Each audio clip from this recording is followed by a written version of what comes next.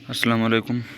आज हमारा काफ़ी इम्पोर्टेंट टॉपिक साइकोलॉजी गोल्स के बारे में है, जो कि काफ़ी इम्पोर्टेंट है। जो कि एक साइकोलॉजी नफ्सियात के जो गोल्स होते हैं, जो कि एक साइकोलॉजिस्ट के बेसिक रूल्स, बेसिक गोल्स होते हैं, वो आई थिंक 4 टाइप्स के होते हैं। तो सबसे पहला टाइप है उसका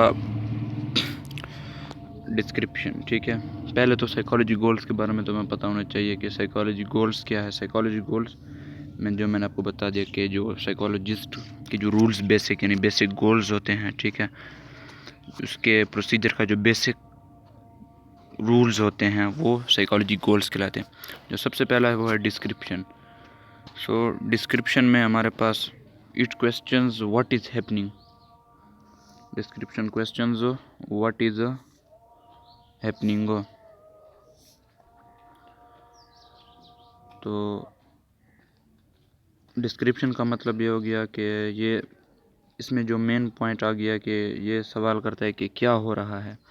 यानी कि इस गोल में जो साइकोलॉजिस्ट होंगे वो इस चीज़ में इंटरेस्टेड होंगे कि यानी पेशेंट्स हैं जो सामने वाले से, वो उसको ऑब्ज़र्व करेंगे, उससे यानी उससे बयान लेंगे कि what is happening.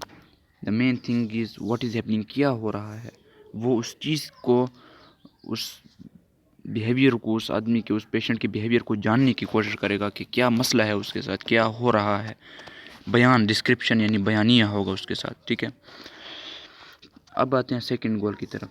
Second goal है एक्सप्लेनेशन। ठीक है, explanation answer the questions why it is happening. ठीक है, इसमें जो मेन पॉइंट है व्हाई इट इज़ हैपनिंग। ठीक है, क्यों हो रहा है। ठीक है, तो ये इस चीज़ को एक्सप्लेन करेगा कि ये चीज़ जो हो रहा है ये क्यों हो रहा है।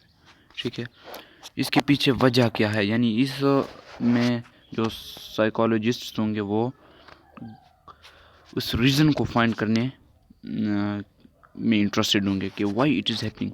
ठीक है, जो ऊपर जो उन्होंने डिस्क्रिप्शन लिया होगा, ठीक है, ऊपर जो डिस्क्रिप्शन हो गई, उस डिस्क्रिप्शन में उनको पता चल गया होगा कि व्हाट इज़ हैपनिंग। ठीक है, अब ये इस चीज़ को एक्सप्लेन करने की बारी आएगी कि व्हाई इट इज़ हैपनिंग, ये क्यों हो रहा है। ठीक है, तो ये हमारे पास पहले 2 गोल्स हो गए।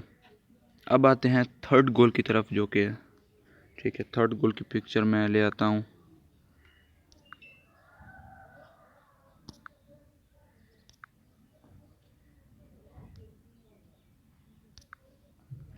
थर्ड गोल हमारे पास है प्रेडिक्शन। ठीक है, अब डिस्क्रिप्शन भी हो गया, एक्सप्लेनेशन भी हो गया।